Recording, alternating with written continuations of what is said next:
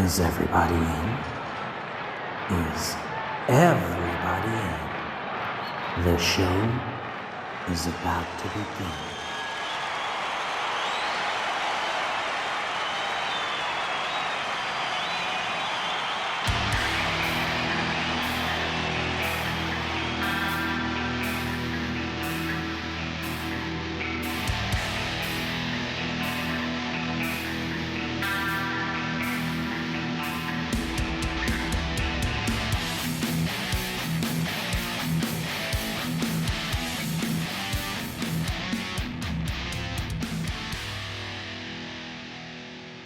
Hey, welcome to this week's episode of Concerts That Made Us. I'm your host Brian, and before we get into it, find us and follow us on social media. Just search for Concerts That Made Us podcast, rate and review us on iTunes, follow us on Spotify, and be sure to check out our website at www.concertsthatmadeus.com.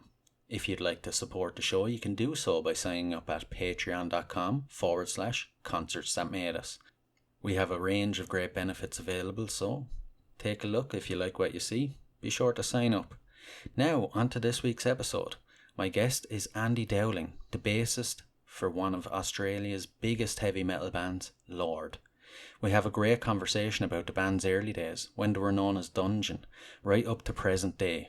We also chat a bit about Andy joining the band and what it's like to join an established band, and much, much more. So, before we get talking to Andy, we're going to take a listen to one of their songs. So, without further ado, let's get on with the show.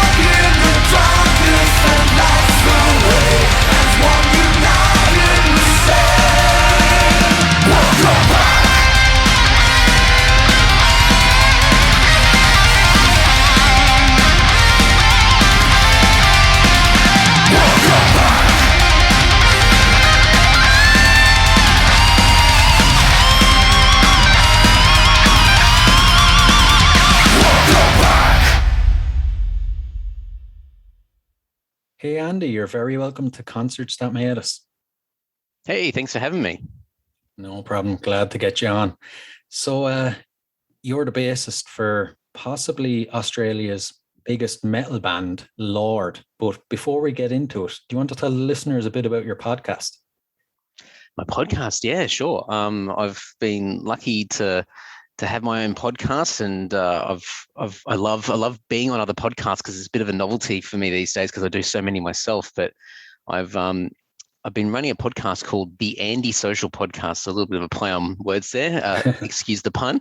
And it's been up and running since 2015, and it's not the most original podcast out there. It's a long form podcast, and um, me sort of getting out there and being curious and talking to lots of different people from all walks of life. So it was a little bit of a sneaky way to cross promote the band to begin with, but it kind of took a life of its own. And I've been speaking to not only a lot of my musician friends and people I've played with over the years, but people that have authored books, people that have been on radio, documentary filmmakers, comedians, people that have worked in the science fields, just lots of weird and wonderful people. And it's, yeah, as I said earlier, it's kind of taken a life of its own. So it's been really I think rewarding for myself to do it. I'm sure you get the same with your podcast when you get to connect with people and have a conversation. So it's been a lot of fun.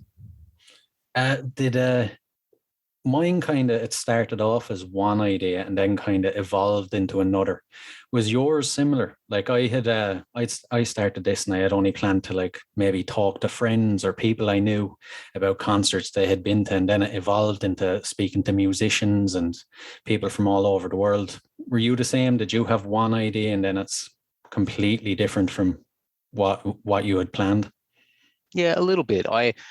When I started, I definitely wanted to talk to people and do that kind of long form format, that conversational sort of format of podcasting. But to begin with, I think similar to you, I think I was looking at my inner circle of friends and starting there, and not really sort of knowing where it would take me. So I think over time I decided to, and I think especially like a lot of people, you get that social anxiety to begin with. You're like, oh, I don't want to talk to a stranger. Like, what am I going to talk to them about?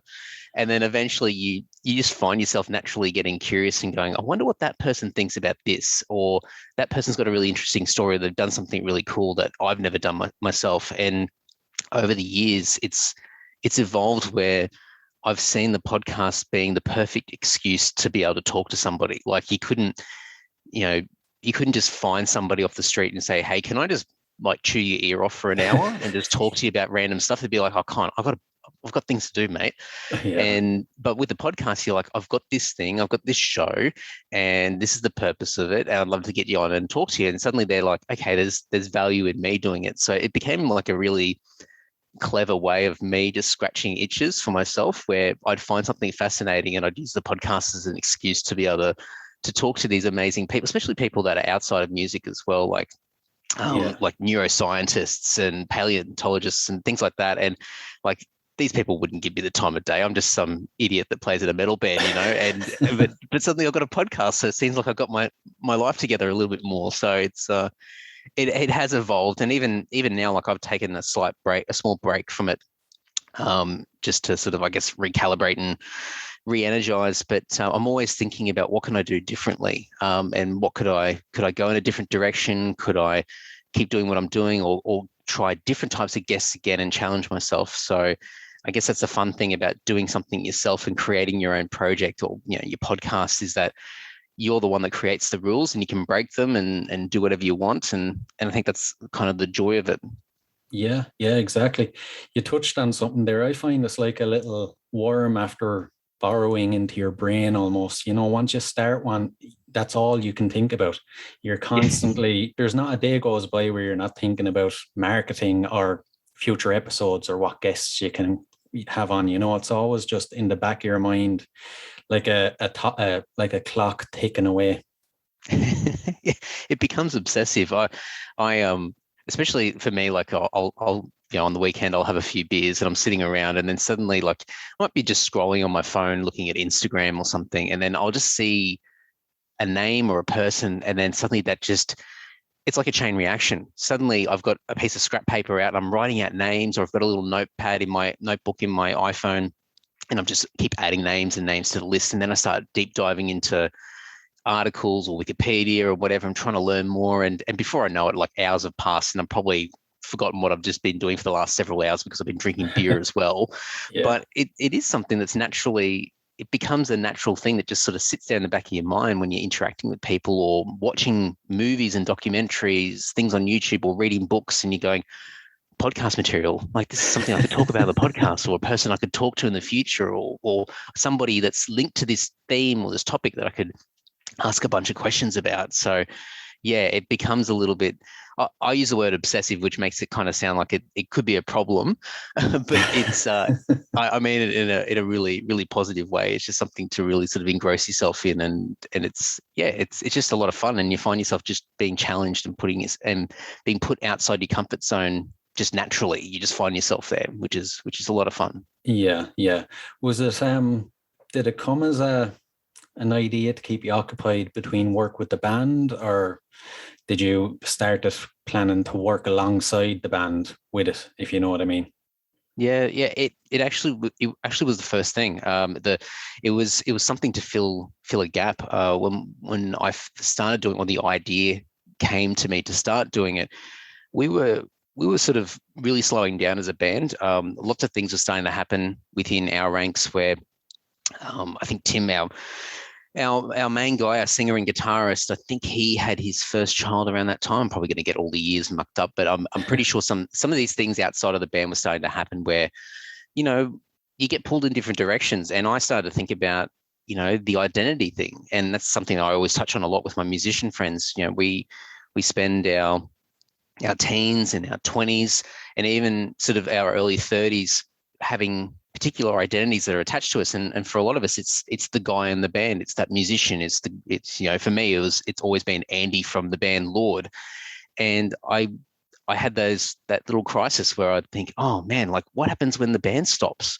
You know, I'm no longer known as that guy that plays in that band, or I'm the guy that used to play in that band, and I never wanted to be that. And I'm like, what else can I do with my life? You know, and so you have these little moments, and so the podcasting became this thing which could fill in my time, but it also helped me sort of branch out and get a little bit more, like be more than one dimensional, like just try and add some extra things to my life where people could see me as different things, not just the guy who plays in the band. And I think that's, for me personally, has been a really important thing. It's helped me sort of find lots of different passions and interests in life, not just in music. But it has helped, it's helped balance out the band as well, where I think all of us don't put as much pressure into the band. And funnily enough, as soon as you not take the foot off the pedal, but I think as soon as you relieve the pressure of you know, the things that you need to do in a band, and you're always hustling and always trying to get people to listen to your music, as soon as you sort of relax a little bit, it's funny that the opportunities start coming in for the band. Like, you know, it's almost like that air of desperation from the band is like they can no longer smell that desperation. So suddenly it's like, oh, well, I'll give them a shot now, because they're not like pleading to be listened to, or to go and buy a ticket to go and see them play. So it's just the funny the way that things pan out. But yeah, it was definitely to begin with, just to try and fill in some time and just to branch out and try some different things to, I don't know, enrich my life, as wanky as it sounds. Yeah, no, I completely understand. It's I'm the exact same. It's opened up so many doors for me, and you know, I've been doing it. I think I released the first episode in November, December, but I feel like a completely different person. You know, back before I started, I was kind of this shy guy. I had my circle of friends, but I'd rarely speak to. Now I would speak to people, obviously, but I'd rarely interact with people outside my circle of friends, or, you know, I had my routine and I didn't stray from my routine. But, you know, now 6-8 months later, I'm speaking to you halfway across the globe in Australia, you know, and otherwise we would have probably never crossed paths, you know. It opens up so many great opportunities. Yeah. And I think the other thing that, similar to you, like, you know, before starting the podcast, my depth of conversation with even friends, let alone strangers, was having a few beers at the pub or at a show or something like that. And so you're only going to be talking with as much substance as what beer can bring out of you, and then the next day you forget about it. Yeah. And then I remember one day, pardon me, sorry. I remember one day walking down the street, and it must have been on a Sunday or something like that. And I bumped into one of my musician friends, middle of the day, and we just stood there and said hello, but we both sort of looked at each other really awkwardly, and we realized that neither of us had a beer in our hand. And I just thought, okay, this is so weird, because we're so used to only having conversations in those social settings where you're at a pub or at a show or something like that. Yeah. And that was something where I felt really bad. I felt embarrassed, and I thought I need to get better at talking to people and not rely on the social lubricant of beer and alcohol and things like that. So that was another sort of motivator for me, is to get better at having conversations. And it's been so reassuring when I talk to people that I would never think to talk to. And it's all cliched, but you realize, we're all human beings. We all go through similar things. And while, sometimes there might be different cultures and different backgrounds and live in different parts of the world, or, different native tongues, we all sort of go through similar struggles or have similar situations or experiences that we go through, and you realize that strangers aren't as strange as what you think they are, or you're not as alone as what you think you are, or you're not as awkward as you think you are. All those social anxieties that we all carry. And so similar. When you said that, it really struck a chord with me, because it's a similar thing to what I started to experience as I started to do more and more episodes over the years. So yeah, it's been a wild ride so far, but it's after all these years, even just to be sitting here and having a chat to you, it's super fun, and I'm glad that it's still, even for me, I still get a thrill out of connecting with people, and I don't think that's going to wear off. No, I don't think so. It's definitely one of the most fun things you can do, and there's no downside to it at all. There's nothing. It doesn't bring any bad into your life. As we said, it only enriches your life. So absolutely, it's something you can't give up, really. So before we move on, where can the listeners find your podcast? Where's the best place to find it?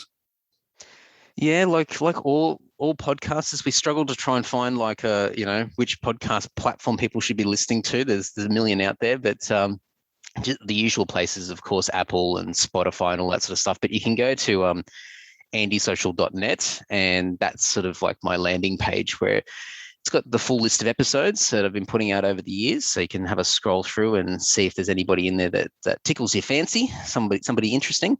But yeah, if you're listening to, obviously you listen to us talk now on this podcast, so you'll be listening through a podcast player, so you can search for the Andy Social podcast, and you should be able to find me there. Brilliant. Now, as I mentioned at the start, you're the bassist for Lord. Lord wasn't always known as Lord, was it? It was formed as Dungeon. Would you like to tell us a bit about the formation of the band and up until you joined? Because you do look a bit young now for a guy that's been in a band since 1989. Yes. Yeah, you caught me out here. I'm not. I'm not the OG. I'm not the designated, I should say, old man in the band, but I'm certainly starting to get there. So the band formed as Dungeon, as you said, in 1989, and it formed in a town called Broken Hill, which is so if people might not be completely familiar with Australia, but it's about 13 hours drive west of Sydney. So it's in the middle of nowhere. And for people that are familiar with the movies Mad Max, the original Mad Max movies, they were filmed out in Broken Hill, or just near Broken Hill, in a town called Silverton, I think, or Silverton, something like that. And so our frontman, Tim, singer and guitarist, he started the band, and he was born and grew up in Broken Hill. And the band sort of was out there for a few years, and he got some of his local friends. And it's funny where you're really in an isolated town, but they somehow still discovered 80s hard rock and heavy metal. It's just amazing that music could get there, especially pre-internet days and all that sort of stuff. And funnily enough, I've had Tim on my podcast to talk about some of this stuff over the years. It's been quite fascinating to hear him grow up and try and discover and learn about Dokken and Queensrÿche and Halloween and Creator and Iron Maiden and all that sort of stuff, and in the middle of nowhere. You just wouldn't expect that they would even know that these bands exist.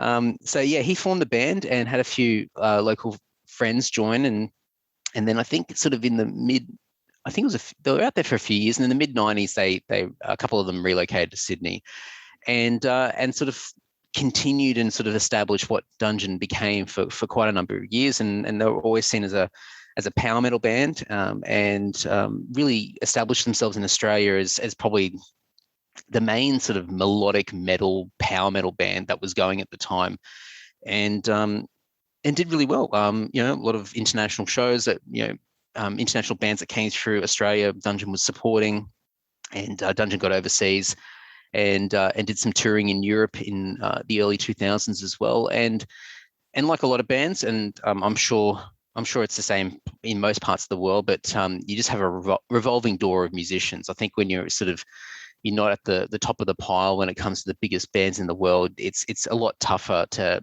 keep people in a band for various commitments. So people coming and going, and I think got to a point where Tim sort of decided, and this is when I started to come into the piece, and this is towards the end of 2005, and Tim had decided that he wanted to sort of create a new chapter of the band and change the name of the band, which is quite funny, because I think I always sort of give him a bit of shit about this, because I sort of say, of all the names in the world, like, could you pick a more difficult name to pick? Like, as Lord, I mean, talk about getting mixed up or hard to search for, find. Yeah.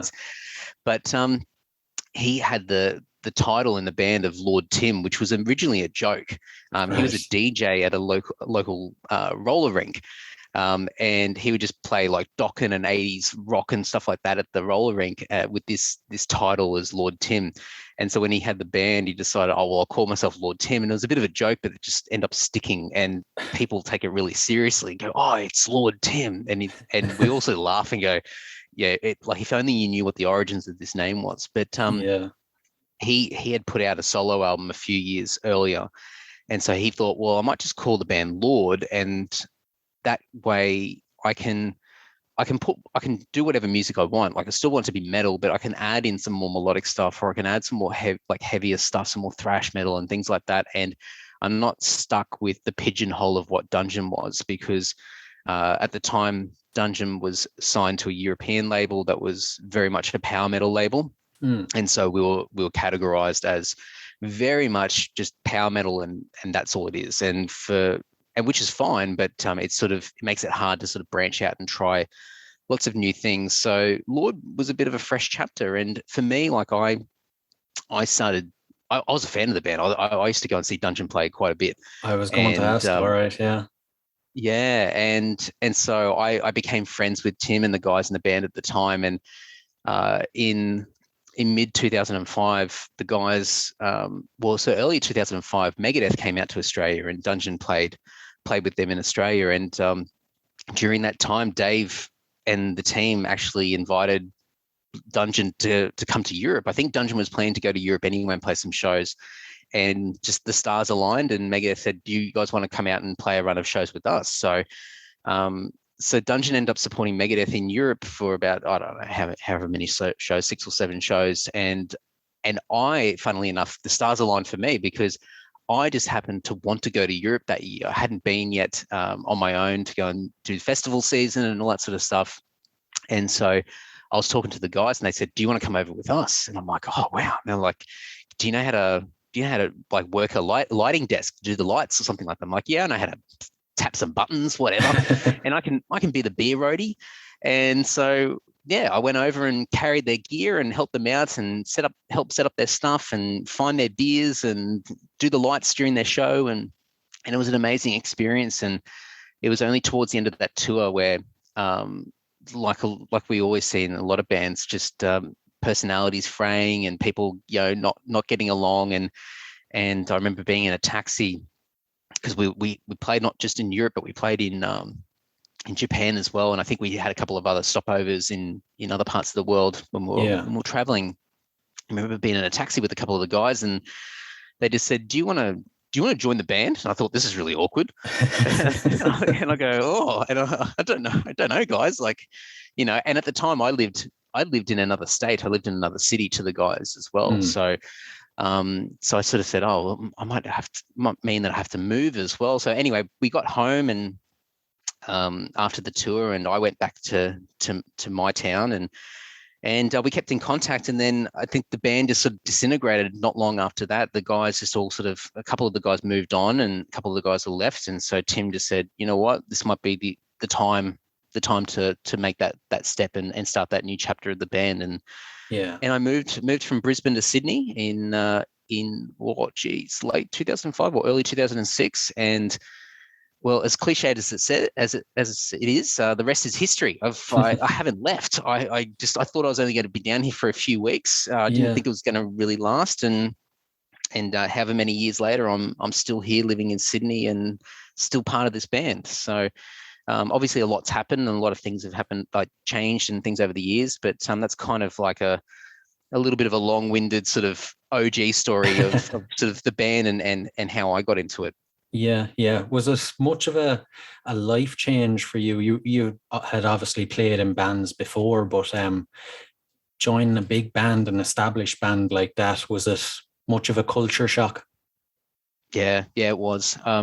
Because for me, at that stage, I was I had my 21st birthday in Europe with those guys, and we're on a day off before they were going to play in Dortmund in Germany with Megadeath. And I remember, like, we went out and had a few drinks, and I was ridiculously sick that night, you know, but it was like my coming of age party in Europe. It was just so surreal. But for me, like, I'd only played in a few local bands and not very many shows either. And it was all a bit of a shock, because in the back of my head, it wasn't my intention to join this band at all. Like, even when I started to see that there was some tensions with personalities in the band, I never even thought that I'd be in the equation. And it was just that I think we must have been an off day, and we were somewhere in Europe, and I picked up Glenn, who was the bass player's at the time, his guitar, and I was just noodling around in this apartment that we were staying in. And Tim looked over at me and he goes, "You can play?" And I go, "Oh, yeah, kind of, I guess, you know." And he just went, "Oh, okay." And then that just must have planted a seed in the back of his mind. And so weeks and weeks later, you know, that question popped up. And for me, like, I didn't want to say no, but at the same time, like, if I say yes, like, am I an imposter? Like, can I do this? If I've got no, this is a big step for me. This has gone from being like, you know, basically, I mean, for the most part, a bedroom musician and playing like the odd sort of very, very small amateur sort of, you know, local show. Yeah.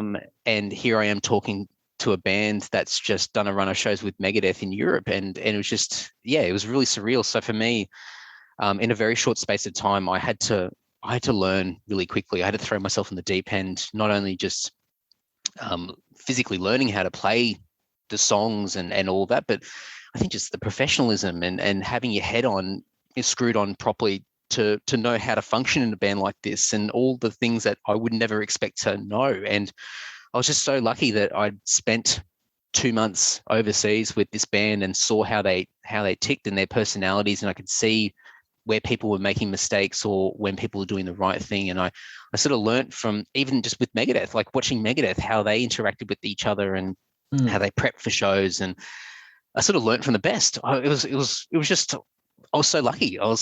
And so, yes, it was a big step and very surreal for me. And eventually, when it came time for that first show with Lord, it was a bit of a pinch yourself moment. It was just, a very sort of crazy period of time between me sort of just sort of sitting around drinking beers going, "This is fun," to suddenly going, "Oh shit, I'm playing in a band now.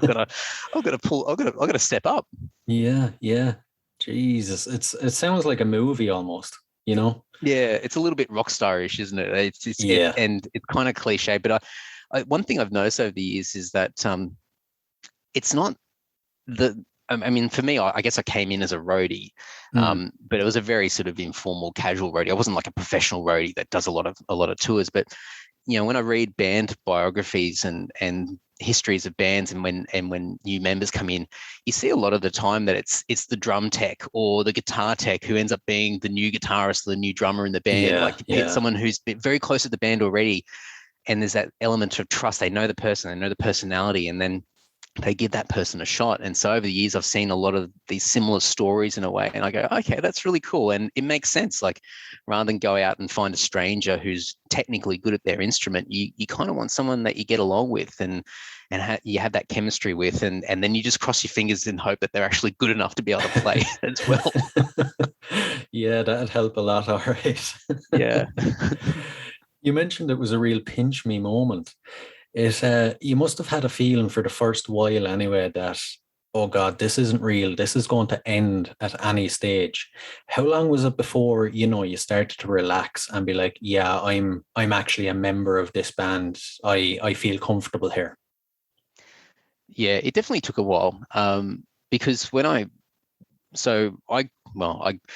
won't give you all of my life story, but I grew up in a city called Brisbane. So it's about 10 hours drive north of Sydney. So, I mean, as a lot of people know, Australia is just so spread out. It's just a massive country. And so I lived in a different state, a different city to the guys. And so when I packed up my bags to move to Sydney, I said to my family and my friends, I go, look, to be honest, I'll probably be back in a few weeks. Hey, like with my tail between my legs, like just realizing that, all this excitement and this enthusiasm is going to it's going to be a slap in the face when reality kicks in, and I realize how hard this is, or what I think it is not going to be cracked up to what I have in my head.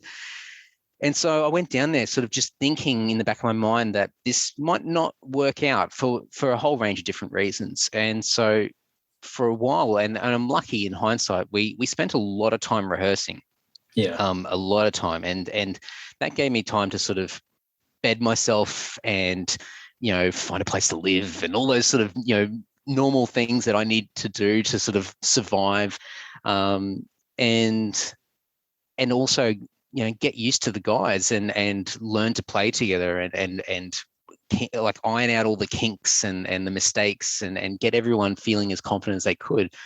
And so that really helped. And so it was several months before we played our first show. And I mean, that was an absolute ordeal as far as nerve-wracking experience, and that whole like, is this going to work out? Is this going to be a train wreck? Having the nightmares of coming on stage and not having any strings on your bass guitar, or like all that, or the public speaking fears. You walk out and you're naked, or all that kind of stuff. You're panicking. Like, anything that could possibly go wrong is going through my head at the moment. And but it did take a few shows for me to really sort of become comfortable and realize that I'm part of this. And I think a lot of that wasn't so much because I didn't feel accepted or part of the band. It was more of a case of having confidence in my own ability that I could do it. And it was only when we started to tour in Australia, and it was a few months later after the first show, that we're getting on stage and playing, and it was working, and I wasn't so nervous, but also people were coming up after the shows and really sort of sharing their feedback, and there's a lot of positivity. And I just suddenly thought, okay, it's not just in my head, like it's sort of getting validated, and I think I'm doing the right thing. And so I could see the path and really start to find that confidence. So it did take a while, and I had to push through a lot of that, a lot of that negative self-talk, because at least for me, like, I'm always, to protect myself, I'm always like talking myself down internally. I'm like, you're not that good. Don't, it's a sort of tall poppy syndrome sort of stuff. You don't want to be too big, of yourself. You don't want to big note yourself or be overconfident. So I'm always trying to be as modest as I can internally, because I don't want to set myself up to fail. And that can be a really good thing. It can also be a really bad thing. Yeah. But I used that for quite a few years to try and make sure that I didn't overstep the mark. And it wasn't until I started getting validation from others that the light bulb ticked, and I thought, okay, I'm starting to do something here that's really cool, and I'm starting to feel that confidence. So it took a little while, but got there in the end. Yeah. There's two other members of the band, but you don't actually have a resident drummer, so to speak. Is there a specific reason for it, or? it's very Spinal Tap, isn't it? It's like the spontaneous combusting drummer. Yeah. Look, we've always had every intention to have a drummer, and in the early days we did. We had a really permanent drummer for quite a number of years. TY, who was in the last sort of era of Dungeon, carried over with us into Lord and was with us for the first few years of Lord, and since then he's actually been a session player for a lot of releases for us as well. So he's really, and actually, funnily enough, he's my producer for my podcast, because I'm too lazy to edit my podcast, so I get him to do it for me. So he's really part of our family. He's just not getting on stage anymore. But when he left, we had another drummer who was fantastic, Damien, who was with us for a few years. And then after Damien left, we just couldn't land a drummer. Like we physically just couldn't hold on to somebody. We'd have people come in, every intention to stick around, and then they just lose interest, or no, they realize the reality of it. I think some people sort of came into the band thinking that, you know, an established band, we've got a legacy, we've got a career, we've been doing some great things, playing some amazing shows, and put out, you know, a lot of releases that they probably thought that it was going to be more exciting than what it is, or maybe there's more going on, and then they realized there's a lot of downtime and it's a lot of tough work. You know, it's not all exciting all the time. There's a lot of stuff that's a bit boring or tedious and painful, you know, getting things together and writing and recording and rehearsing and all that. And I think people just didn't, once the reality kicked in, I don't think a lot of these people wanted to stick around. So it was just it just became a joke. Like we just couldn't keep anyone down. Like in the band, it's like, oh, come on, guys, like please don't leave. Like, you know, we're just starting to gel. Yeah. And so when I think the last album that we put out, the last studio album, Fallen Idols, in 2019, as we were getting close to recording that, we had a conversation about it, and we thought, you know what, like the band is us, like us three. Like we've been the most consistent for so many years, and you know, rather than sort of us bringing a drummer in and saying that they're our permanent drummer and then realizing in 6 months' time that they're not going to be there anymore, let's just make the band the three of us, and then we can get great session guys in. We can get friends to come on tour with us. It's not ideal, but at least then it's sort of a consistent thing with the branding of the band. Like, so people know who we are rather than who's this mysterious guy, or you've got another random face that's in the background there. Who is it, you know? Yeah. So that was kind of where the mind's been in the last couple of years with the band, as far as how we see it. But, you know, we've always said, like, you know, if our knight in shining armor drummer comes along and he ticks all the boxes and he actually wants to stick, or he or she wants to stick around, we're definitely open-minded to it. It's just I think especially as the band gets older, and the way that the band changed, and especially like in the last couple of years with the pandemic and everything as well. Playing shows and things like that is not going to be an expectation anymore to the extent as it used to be, and we're not going to be able to play as much, and so whoever joins is going to realize that, you know, Lord is not going to be a 24-hour, 7-day a week band. It's going to be something that you have to sort of wedge in with the rest of your life, and understand that, you know, it might be quite some time between shows, just because of the way of the world and the way that the band is. So the three of us understand that, and we've got a really good chemistry, and we know our expectations around the band. For somebody else coming into that, I guess we're just a little bit realistic about how tough that could be for a new person to come in. So never say never, but yeah, we're a three-piece with a revolving drum stool. Oh, it's a weird reality, really, isn't it? When, as you put it, when a new person joins, you know, I could imagine myself, if you were joining this established band, you automatically think like you're walking into the rock and roll lifestyle, gigs all the time, you know, in the studio all the time. But as you mentioned, it's not like that at all. It's a little slightly less, or slightly more boring than that, and realistic, as you said, you know. It's a side of the rock star life we don't really think about or don't get exposed to, really. Yeah, and especially these days. I mean, you know, I'm still seeing a lot of friends of mine that have played in bands over the years still struggling with the transition of what a band is today versus 10 years ago, 20 years ago, 30 years ago, you know, bands are so much more independent than what they used to be. You know, you used to the stereotypical path for a band back in the day was you get out there and play a few shows, someone would discover you, you might get to do a demo or something like that. Then, you know, you get signed to a label and you might get an album deal.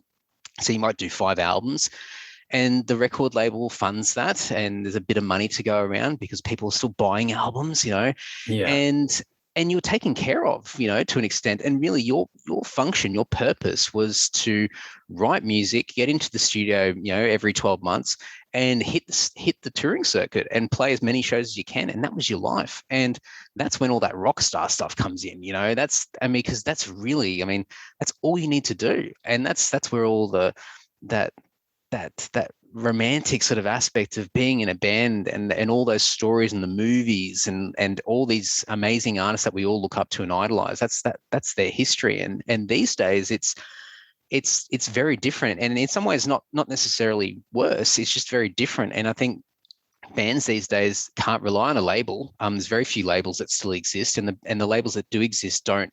It's a different business now to what it used to be. And so there's a lot more reliance on bands themselves to get out there and promote themselves and, you know, take care of the business side of it as well as the performance aspect of it. And then that brings in a whole range of skills that a lot of musicians don't have and need to develop, from, you know, financial skills, management skills, conflict management, you know, how to deal with, you know, people in you know, egos and personalities, not just within the band, within the industry, as well as being a creative and all that. And that's a tough thing. It's a really tough thing. And the bands that are doing it really well these days, it's absolutely fascinating and inspiring to see people become these multi-dimensional people. They're not just the musician, the stereotypical musician who's just this creative who, you know, puts out music and then goes out and rocks the stages and then gets pissed afterwards. You know, it's not like that anymore. So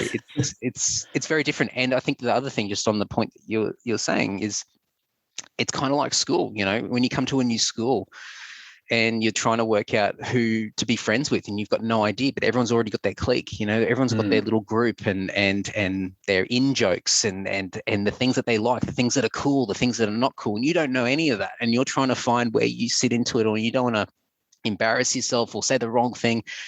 And it's kind of like that with established bands. If you get a new person in, you've already, like for us, like with the three of us know how we tick, and we don't always get along either. Like we're very different personalities. And so for somebody new coming in, they've got to try and suss us all out. And we're 3 very different personalities. We've all got an ego to an extent. We've managed to work out how to not, you know, attack each other's egos, and we can all function in isolation and all, as well as together. But a new person coming into that dynamic, it's very intimidating and it's tough, you know. And so you have to be a very sort of special person to be able to deal with a situation like that, where you have to walk into a dynamic that's already been established. And I don't envy people that find themselves in those situations. I think people that have got a really open personality and very personable and always very flexible and don't have a big ego can usually sort of navigate those situations better than others. But it's a weird social experiment just being in a band. I think, just, you know, I always say it's as close as having, like, you know, 2 or 3 other girlfriends, just but without, you know, I guess the sexual aspect of it. You know, it's you share everything together, and you know, you fight and you get along, you have great laughs, and it's, you know, it's that brotherhood, I guess, in a weird way. It's such a weird dynamic. Anybody that would even attempt to break into that sort of an established band already, I'd really envy him now. I'd really want to have, you know, a strong personality and be well able for it. I don't think I'd be able for it now. I'd be more of sort of for starting off a band from scratch than having to join an established band, you know? Yeah, it's tough. It's really tough. Yeah. So something that intrigued me when I was listening to your music over the last couple of weeks, your latest release was a covers album. It's brilliant. I actually, there's days where I'd search for covers, metal covers or rock covers of popular songs, and when I find one, I'm in heaven. I love hearing that heavier take on an already established song, especially if it's a lighter song, a lot lighter song. What led to you guys releasing a covers album? Yeah, it's funny because we had ideas to do this, I think, about a year ago or earlier last year.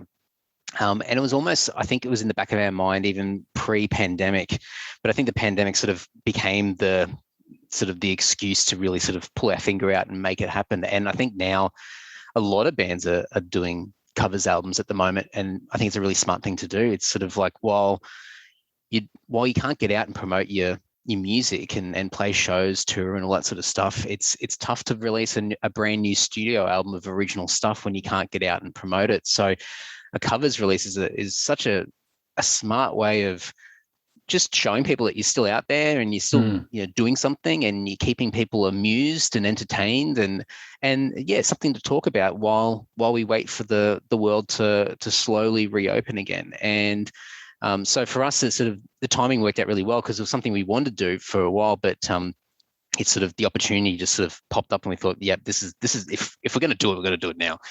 And I guess a little bit of a backstory behind it. I mean, and even sort of going back to the Dungeon era of the band, covers have always been a really sort of important part of the band, a fun part of the band, whether it just be throwing a couple into the live set, and especially when you're playing to new crowds, you want to win them over. And so you throw in an Iron Maiden cover or something like that, and something that they could relate to straight away, and something they could attach themselves to, and then suddenly they're a little bit more open-minded to whatever the original stuff you're also playing. And so it was always a great way just to entertain the crowd, and then we'd use them as bonus tracks as well.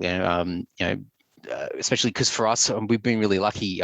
Right back to the early sort of Dungeon days, had a really great career in Japan.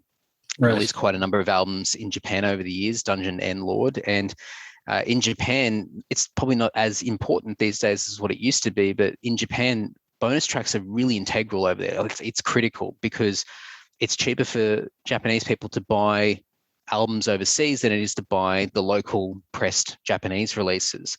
And so this is what it used to be anyway. And so what the labels did is that to entice Japanese people to buy the local Japanese press is that they would put bonus tracks on there that aren't available anywhere else in the world. And this is all pre, MP3s, downloading and all that kind of stuff. You would, the Japanese labels would demand it. It's like, it's a non-negotiable. You need to give us bonus material to put on these albums. So yeah, so there's lots of covers, and over the years, Dungeon and Lord, same thing that happened with Lord. We'd have all these covers, and they're on random releases all over the world in different pockets. And the other thing we'd also use covers for is to test out studio equipment. So before we went into it to do an album, or we would do an EP or something like that, we'd record a cover in the studio just to see what it sounds like, what the guitar tones sound like, what are we picking, what's the drums sound like, what's the room sound like, all the gear that we're playing through, whatever it might be. And we'd use it as like a beta test to try and work out the sounds and iron out any of the kinks before we went in and recorded, the proper release. Yeah. So we had all these covers like all over the place, and over the years, people would go, "Oh man, I'd love to hear that cover you guys did years ago. Where can I find it?" And we're like, "I don't know. Oh, I think it's on like a Japanese release. It's probably long out of press. I don't know." And so over the years, we sort of thought we should put these all together and put them out as a kind of like a compilation, I guess, but yeah, a covers release. And so that's what we decided to do. And then also record a couple of new ones as well, just so there's something, just in case the hardcore fans thought this is boring because they've got everything already. We put a couple of fresh ones in there as well. And so, yeah, so that's what became Undercovers Volume 1. And the Volume 1 certainly dangles a carrot in front of everybody, thinking that there's going to be a Volume 2 at some stage, which never say never. I was just going to ask, all right. Yeah. I mean, we can't help ourselves. We've got more covers that are half finished, and since the cover album came out, we recorded an Iron Maiden cover as well. So it's like we just can't help ourselves. There'll be more covers to come. But yeah, it's been really good. And the releases, there's 23 covers in total, so there's a lot of stuff. And then we that's all through our Bandcamp page. And then we did a CD version, which has got, I think, 8 or 9 of those songs, and we did it as like a hand-numbered limited edition CD. And then some of them are on Spotify as well. So we try to make it as exclusive to Bandcamp as possible. So if you buy it from Bandcamp, you get everything. But if you're on sort of Spotify or Apple Music, or you get the CD, it's a smaller amount of songs. So, but yeah, it's been really fun and just fun to see people's reactions to some songs, especially, odd songs that people wouldn't expect us to cover. And yeah, it's just been fun to see those reactions from lots of different people. Yeah, on the topic of odd songs, we opened the show with your song United, but we'll be closing it with To the Moon and Back. That's a song I never thought I'd hear a heavier version of. What led to you picking that one? Yeah, it's definitely an oddball of a song, like for a metal band to cover anyway. And I mean, I think one thing with us in our band, and I know like a lot of traditional metal fans would cringe at this, but we're massive pop fans. Like we just love music, and we've always said a good song is a good song. And it might, even some pop songs, you hear them and you cringe and you go, oh, it's just so annoying, the song, like, oh, I can't stand it. But then if you sort of dissect the song and you lift the bonnet of the song, remove that plastic from some of these pop songs, you can hear, like, we can appreciate like the genius behind how these songs are written and put together. So we've always loved pop music and other forms of music as well. And so that those influences have crept into some of our original stuff over the years. People probably wouldn't pick it, but if you're a Duran Duran fan, I reckon you could probably pick out some little influences here and there over the years in Dungeon and Lord stuff, which is so crazy to say. But with Savage Garden, for me personally, I love the self-titled album. I thought it was a great album. I thought it could have been an amazing rock album if it just had some slightly heavier guitars, maybe a little bit more urgency in some of the songs. But there's some real ballsy songs on that album, and the songwriting's fantastic, and it's really catchy stuff. And so I think it would have been last year. It was definitely sort of during the pandemic, and we were talking, I might have been on Twitter or something like that, and we were talking about sort of, I think I put a post up saying, why the hell hasn't like a metal band covered To the Moon and Back, or or a Savage Garden song or something like that? And then right. And then somebody had written underneath and said, oh, you guys should cover it. And then Tim just happened to be on Twitter at the same time, and he goes, okay. And so we went away, and so Tim started to like think about how would it sound, like what would we need to do to the song to try and make it our own without butchering the song completely. Yeah. And so it sort of just went from there. We started to sort of slap some ideas together, get some rough demos down, and then slowly it started to morph into what it became.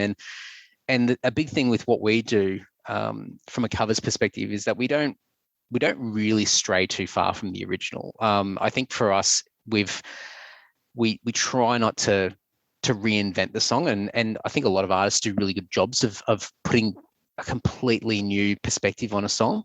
But for us, like we're just such fans of the original that we kind of just want to play the original song, like, and it just comes out sounding like us. Yeah. It's mainly for us to scratch our own itch. So with this Savage Garden song, it more or less is like the original. But I would say obviously there's heavier guitars in there. There's a real guitar solo in there, and obviously there's a little bit more urgency, and Tim's vocals in there have got a little bit more grit to what Darren Hayes, the original Savage Garden singer, had as well. So it's just funny, and it's amusing for us to see, for us to sort of look at a pop song and release it and see metalheads, and the serious metalheads, the guys in their battle jackets with their arms crossed at shows, and suddenly it's like Lord's releasing a Savage Garden cover, and you can see them going, oh, what is this? I love it. That just fuels us. We just want to keep doing it because people react like that. So part of it's a little bit of a childish sort of thrill to see people react to some of this stuff. But it's a lot of fun. Yeah, I just thought of the perfect challenge for you guys.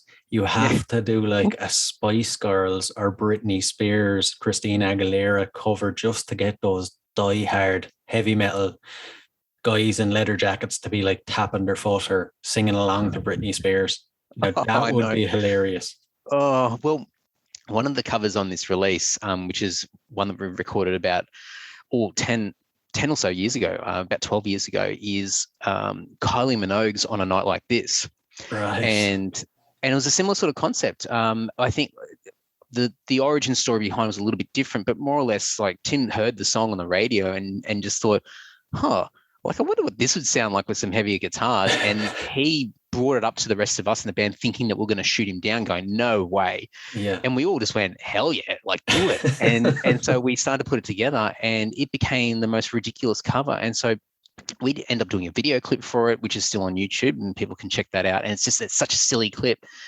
And it went a little bit, I wouldn't say viral, like by today's standards, but at the time it got a little bit of a life of its own. And people were asking for it at shows. Like people wanted us to play it live. And we're like, at the time we had some fairly heavy songs that we're playing and a lot of sort of speed metal and thrash metal in our stuff and in our sets.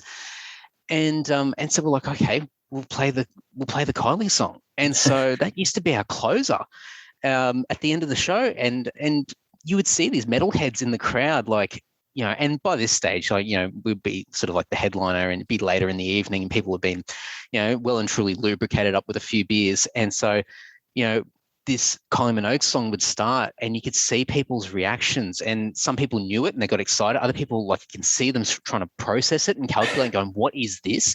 And then you can see that light bulb moment where it just ticks and people go, oh my God, you can't be serious. Like, are you serious? Are you guys really doing this?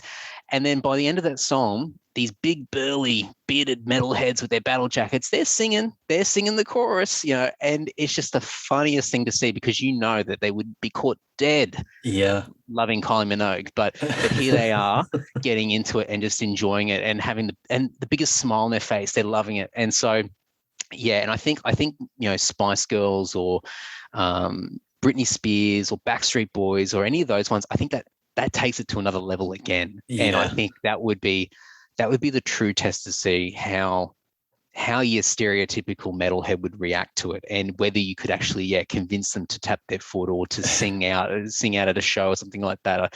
It'd be a fun experiment to see what happens. So now, Brian, if in the coming years, if you see us releasing a cover like that, you know where it's come from. It's come from you. I'll be looking forward to Undercovers Volume 2. So that's right. Oh man. We better talk briefly about some concerts since it's concerts that made us. The best concert that you have played with the guys since you joined, what would it have been? Good question. I'll try not to overthink this because when I think of best links into a whole range of different things. Best could be, for me, one of the tightest shows we played, like where it felt really sort of confident and everything's just locked into place. And one of those shows would have been we played in Tokyo. It was like the last night of a run of shows where we played through Southeast Asia. We played in Malaysia and Singapore, and then did a run of shows through Japan. And this was the last show of that leg, and we were just a fine oiled machine. And everything just fell into place. We knew what we were doing. We knew every little nuance. And just everything was just locked in, and that was such a great feeling. And to have that feeling playing in Tokyo of all places was really cool. So when I think of best as in my own personal performance and how I feel that we played together as a band, that would be one that definitely comes to mind. Best as in sort of fun and a little bit ridiculous. One of the first shows we ever played in Hobart, which is the capital city of Tasmania. So right down the arse end of Australia and right down the arse end of the world. Right. We played in a tiny little pub, and it's a very sort of English type of pub, sort of dark wood, and sort of in the corner of this pub on the ground. There's not even really a stage. And these guys down there hardly had any shows. No one ever went down there. It was just either too expensive or they just didn't know what the local sort of scene was like or anything like that. So we went down there to play, and the enthusiasm from the locals was just ridiculous. The pub was packed. People were sort of sitting on the bar because there was just no room. People were right up in our face, and people were drinking, and it was mayhem. I'd probably put money on it that we played like absolute dog shit. Like, it was horrible. It was a horrible show, but it was so much fun because there was just that much energy in the room, and these people were just so happy that this was happening, and just the enthusiasm was just insane. And I just remember going, like, while we're playing, going, this is mayhem. Like, this is absolutely, like, this is crazy. Like, it almost feels like that boiling point of when something bad's going to happen, because it's just that chaotic what's happening in this tiny room. And so that's probably one of my best from a favorite, from sort of just a fun aspect of a show. But yeah, there's been lots for different reasons, like silly things that have happened on stage, like me stacking it, or people throwing beers onto the stage, or playing in like Germany or playing in the US, and obviously Japan, things like that. But yeah, those two are probably, from a performance and from a fun aspect, are probably two that really sort of pop out and are really sort of clear and distinct memories for me. Yeah, great answer. You kind of covered all bases with the answers. The next one, given the last year to near almost 2 years, when was the last gig that you guys played? Yeah, the last gig that we played was in July of 2019, which feels like a lifetime ago. Yeah. Here in Sydney, we finished what was meant to be the first small run of shows for our last studio album, Fallen Idols. So it was kind of like album launch shows in Australia. So we did a quick run around the country, and Sydney was the last show of that first run. And so sort of a little bit of a homecoming show, and it was really good. Had a great night and great turnout. And with every sort of plan in mind to go back out and do another leg of shows sort of in the summer, our summer down here. And then in 2020, go out and start doing some international stuff as well. But as we all know, things changed, and we're still sort of waiting to see what we do next. Eventually, whenever things start to open back up again. So yeah, it's been a little while. Yeah. I was thinking it would be all right. You obviously have nothing set in stone, so to speak, as of yet, have you?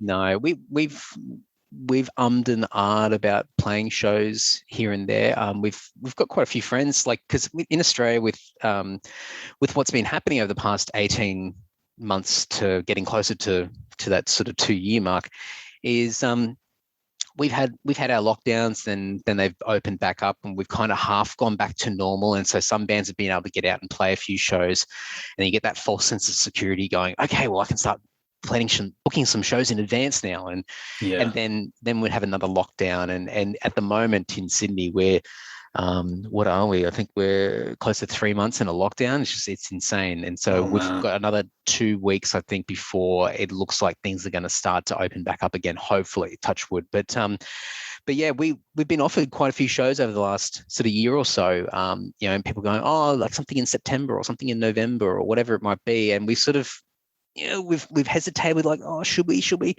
And then we sort of said, no, you know what, like, just leave it and we'll just wait. And what we found is that every offer that we've been given, that we've turned down, has ended up being postponed or cancelled anyway because of what's been happening. So in hindsight, it's worked out in our favor, but it's been tough. It's been tough to sort of consistently turn down offers all the time, because from our end, it's just not worth, especially for us, because we even when pre-pandemic, we weren't playing a lot anyway. We would do our runs of shows, then we go off into hibernation and get on with other things and start to write and record, etc. So we weren't constantly on the touring circuit. And so for us to get up and running to play shows, there's a fair bit that needs to be put into it. So we didn't want to sort of go through all that then only to find ourselves without a show. So we thought we'll just keep waiting. And for us, we can luckily still get things done and still write and record in isolation. So we've been trying to do that. Yeah, you've been using your time wisely. So yeah, Well, hopefully it's not going to last for too much longer, and you guys can start getting back to some sort of normality. Yeah, fingers crossed. Fingers crossed. I think it's all even for some of us introverts who have enjoyed a little bit of peace and quiet at home and not having to do all the social interactions in face to face. So I think even those people are starting to go, oh, come on, I want to go out and interact with people. I want to challenge myself again. yeah, exactly. We'll move on to the last couple of questions. So I'm always intrigued by the answers I get for these questions. If you could spend 24 hours locked in a room with any musician from history, who would it be? Oh God. I mean, that it kind of sounds like, no matter how amazing the person is, it kind of sounds like a little bit of torture, to be honest. I mean, like the first few hours are going to be really exciting. It's like, oh, like, yeah, I love your stuff. And oh, tell me these stories. And after a while, you're like, oh God, this person's just doing my head in. I've got to get out of here, or they're starting to smell, oh, they've got to, or whatever it might be. I look at the first one that comes to mind, and people that know me are probably going to know what I'm going to say, but I'm a massive, massive John Farnham fan. Right. I don't know how popular John Farnham is, sort of where you are in your part of the world, but like he's our greatest singer, and pop artist, I think, that's ever come out of Australia. And he played in the Little River Band for a little while there, but has really sort of forged a very successful solo career. He's had a little bit of success internationally, but most of it's sort of been just in Australia. And in my opinion, and it's a very controversial statement depending on who's listening, but I think he's the greatest singer of all time. Right. I think and that's a big call considering who's out there, or who has been out there over the years. But I think the biggest disservice he's ever done is not front a metal band. I think he would have been one of the most amazing metal singers of all time. He's just got an amazing set of pipes. And yeah, I'm just a big fan. And all of us in the band have been big John Farnham fans, and we've covered a couple of his songs as well. And I just think I'm a big fan of him as a musician and as a singer, but as a personality, he's he's a larrikin. He's just this comedic sort of guy. He's the type of person that you'd want to hang out with in a pub and have a beer and have a chat and have a laugh and something like that. And he's always come across like that. And I think that's why he's been very successful in Australia, is because he's had that very sort of down-to-earth personality, very personable. People love him. Like people's mothers love him, that he sort of transcends generations and genders and all that. Like everybody just loves this guy. So I think I could do 24 hours with John Farnham. I think even towards the 20th hour, when things start to get a little bit, a bit too much, I think he might be lifting my spirits. I think he might be helping me sort of get through the last few hours. So, I'll go with John Farnham. Good answer. I had actually heard of him before. He's not that well known over here in Ireland. I had another Australian guy on in season 1, and he had seen him, or his wife had seen him in concert. So that's how I knew who you were talking about. But I remember looking up a couple of his songs, and you're right, he is actually very, very good. It's a wonder he wasn't bigger globally. Yeah. There's a lot to the John Farnham story. It's very interesting. I think a lot of it was his own doing, where he just wasn't interested, and he loved being at home with his family, and that was sort of where his preference was, and as a result, he turned down or missed a lot of international success. But if anybody like listening wants to even just get an idea of what this guy's pipes are like, I'm sure it's on YouTube. You can listen to like him cover Black Dog, or cover It's a Long Way to the Top by AC/DC. There's a couple of live versions of those songs. Just as a familiar song that people will already know. Listen to him belt those two out, and it may be for some people the start of their John Farnham journey. Brilliant. If you could see any musician or band from history then for one night only in concert, who would it be? I thought about this when you mentioned it right at the beginning of the chat before we kicked into it, and I was like, oh God, who could it be? Look, funnily enough, I might not be digging deep enough, but like the first one that came to my mind straight away, so I'm going to go with my gut instinct, Okay. is King Diamond. Funnily enough, it's King Diamond is one of those bands, and obviously, King Diamond himself, a musician, just one of these iconic 80s heavy metal artists who has definitely, when you're talking about going from one polar opposite to another, going from John Farnham to King Diamond, geez, you got a polished voice to one of the most, ear piercing, like, very much an acquired taste vocal, being King Diamond's like shrilling. But there's something about his music which is just, I absolutely love it. It's so metal. And when you listen to some of like the early King Diamond stuff, Abigail and Them, Conspiracy, The Eye, and all that sort of stuff, there's like some of the best like 80s heavy metal guitars in that, and metal riffs, and the albums that Mickey D drummed on are just insane, like just amazing drumming on those albums. And King Diamond's just been, and even Merciful Fate, I mean, those two have been bands that I've never had the opportunity to see, and would not be bands that would be likely of coming to Australia. I just don't think they've got the fan base to be able to get away with coming down here and putting on what they put on, like especially King Diamond with his stage show. So for me, I'd have to get to somewhere in the Northern Hemisphere to see King Diamond. But I think that's the first one that just came to my mind straight away. And I thought, okay, that'd probably be one where I'd be standing there in the crowd with my like jaw dropped going, oh my God, I'm here. I'm watching the King play, just shrilling on stage, like making my ears bleed. Sounds like the ultimate metal concert experience. All right. Oh, it is like any stereotype of like, your parents when you're growing up and they're thinking about heavy metal and the satanic stuff and all that stuff.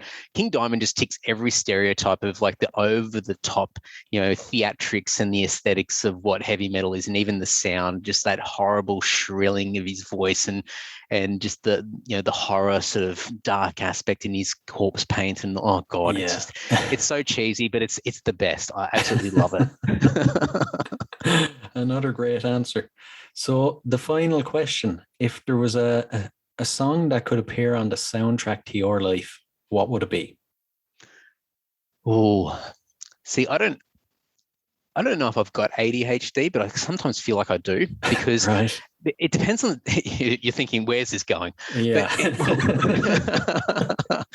But for me, like the songs change with the time of the day or the direction of the wind for me. Like, and I also overthink these things, because when I think about, it's these questions that people say, oh, what sort of song would you like to be played at your funeral, or at these iconic moments in your life, and whatever it is. And it depends on my mood, and it depends on whether I want to overanalyze the lyrics as well. Do I want the lyrics to mean something? Does it need to be a reflection of who I am? And I'll tell you what, I'll admit, I did do a little bit of cheating, because I had listened to a couple of your podcast episodes, and I knew this question as well. and so I'm like, I'll give you a link if you're interested, but I've got like a Spotify playlist of like my all-time favorite songs. And every time I think of one, I add it on to there if I haven't thought of it already. And I was scrolling through that list to see what would be that song that would help answer your question, and I couldn't work it out. I mean, for me, like I'm looking through it, I've got AOR stuff in there. I've got stuff like Harem Scarum, like the Canadian AOR band. I've got Strange Ways I think they were from Scotland, Taiketo, all this sort of stuff. Then I've got bands like Foreigner and, this sort of adult orientated rock stuff. But then I've got like Nevermore, and I've got Motorhead, and I've got Destruction and Creator, and like just I've got bits of everything in there. Yeah. So I really don't know what song to pick or to isolate. I can say that I'll my Spotify playlist might be my soundtrack to my life. But maybe I might just as I'm thinking on the fly here, I think let's just go with a John Farnham song. So we'll go with John Farnham, Reasons, the song Reasons, and it's not a heavy song, but I think that was a song that especially when I sort of moved to Sydney, I was listening to a lot of John Farnham, which is so funny. But the song talks about, decisions that you make and reasons why you do things. And at the time it struck a chord with me. And I think it sort of, maybe that sort of is a repetitive theme in my life where, the decisions that you make and the reasons for it. And so I'll go with that. I have no idea how I pulled that out of my ass then, but I managed to get there. I was really trying to dig deep to find a song because there's just so many. And that's the great thing about music as well, is that there's just so many amazing songs out there and so many that I still haven't heard yet. Like, constantly discovering new music that's 10, 20, 30 years old. And I go, oh, how haven't I heard this yet? So the soundtrack will continue to expand. Good to know. And another great answer. I'll include a link to your playlist in the show notes as well for the listeners, if you like. Sounds good. They can go through and get an idea of your personal music taste. My eclectic tastes. Yeah. Well, that brings us to the end of the interview. I've thoroughly enjoyed it. Now it's been a really fun one. Yeah, it's been great, and as we said early in the chat when we're talking about podcasting, it's still like after all this time, it's still such a thrill to connect with people and meet people for the first time, just having a conversation, and especially for band interviews as well. When you're doing press, sometimes you only get an opportunity to talk for 10 or 15 minutes, and there's only so much that really the point of those interviews is to quickly plug as many things as you can and sort of move on to the next interview. And you don't get to know the people that you're talking to, and just having an opportunity to talk and let the conversation sort of go in a few different directions. And apologies for waffling, but it's a lot of fun, and it's been an absolute pleasure. So thank you for having me.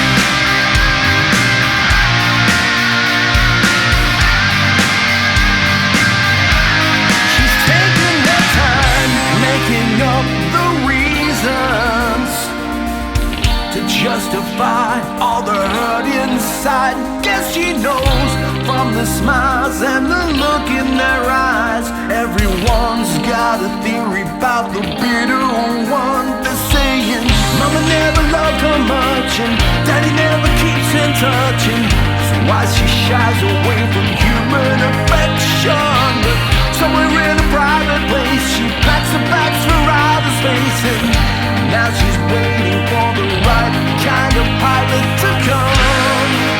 And she's saying, I would fly you to the moon and back if you'll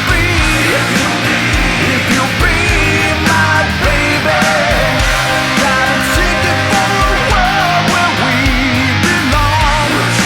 So would you be my baby?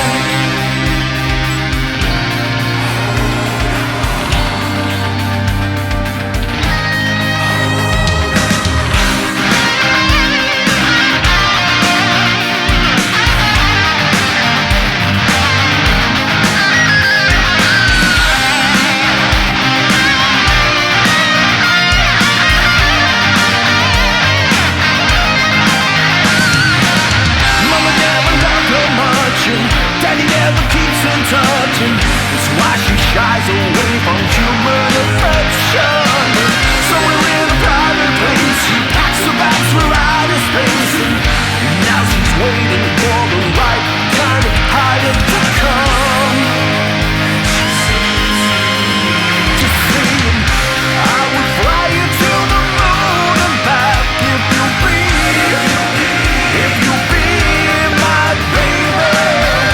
Got a ticket for a world where we belong. So would you be my baby?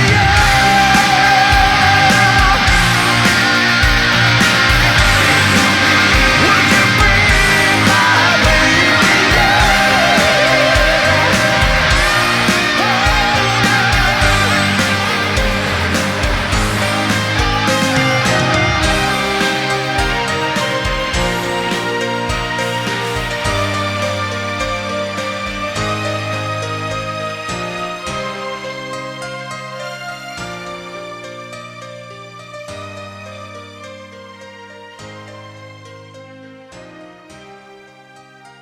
Hey guys, I really hope you enjoyed this show. If you did, rate and review us on iTunes. Really helps the show grow. You can find us on social media at Concerts That Made Us Podcast, and be sure to check out our website at www.concertsthatmadeus.com. And if you'd like to support the show, you can do so by signing up at patreon.com/Concerts That Made Us. We've got 3 tiers available. If that's something you're interested in, you'll get access to a private Discord, exclusive uncut video versions of the podcast, early access to ad-free versions of the episodes, and much, much more. So, until next time, keep rocking. Hey, what are you guys still doing here? The show's over. It's over. You can go home. Go on. We'll see you next time. We'll be here. Bye.